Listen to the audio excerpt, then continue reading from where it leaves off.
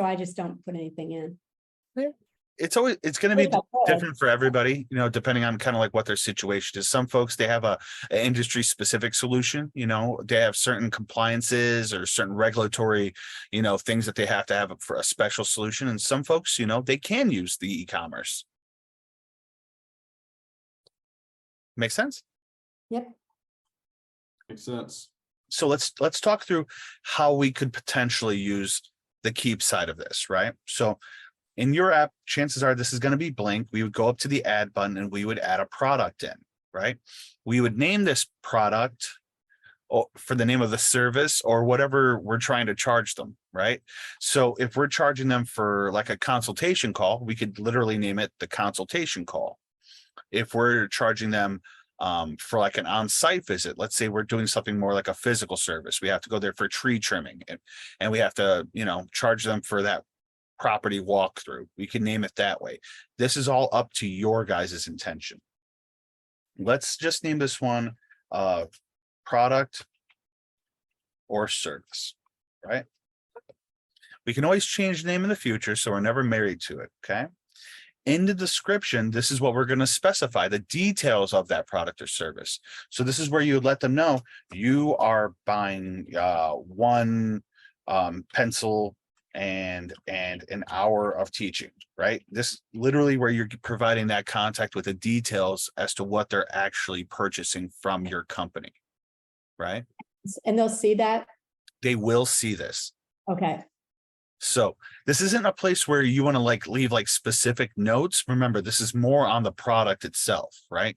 You're going to have the ability to provide them additional notes and clarity in terms and conditions and stuff like that. For this product, it's just for that customer facing product side, right? Okay. What are they physically buying? Right? Yep.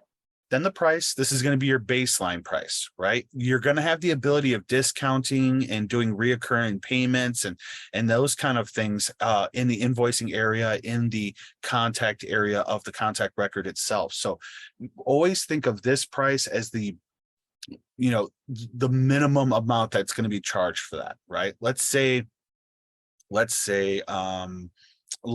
has $1,000 product, right? She would put $1,000 here because that would be the full one-time purchase. But Linda might say, hey, Sergio, I actually want to provide them with like a 4-pay option. Well, that's still cool. That reoccurring charge wouldn't happen here when we create the product. That would happen at the invoice, right? That product is still going to be $1,000, right? Well, yeah, we just want them to pay it for the 4 times. Cool. Make sense? Yep. Everybody feel good about that? Yeah. All right. Anybody got any questions? Always feel free with hitting up the chat or raising up the hand or letting us know. Okay. This is some deep stuff as we kind of take this whole thing apart.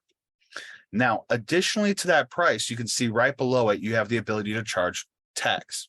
Now, this is once again something that's going to be completely intimate to your business, your company, right? Some companies, they roll that tax price into this price, right? And they let the CPA figure out the numbers at the end of the year, right?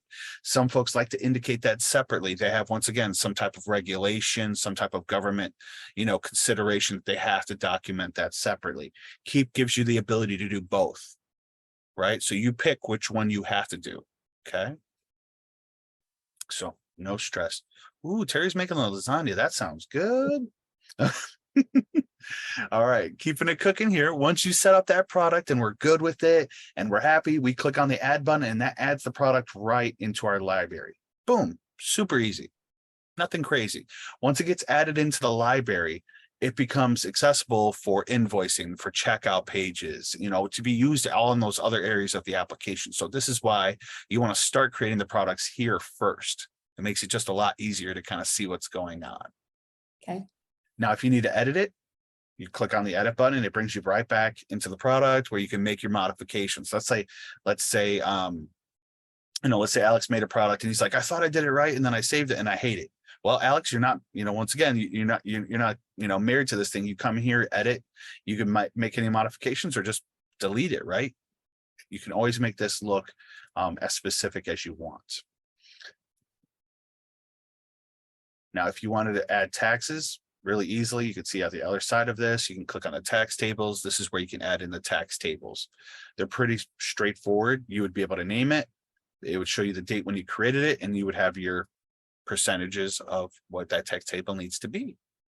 Very straightforward. They tried very hard not to make this super difficult.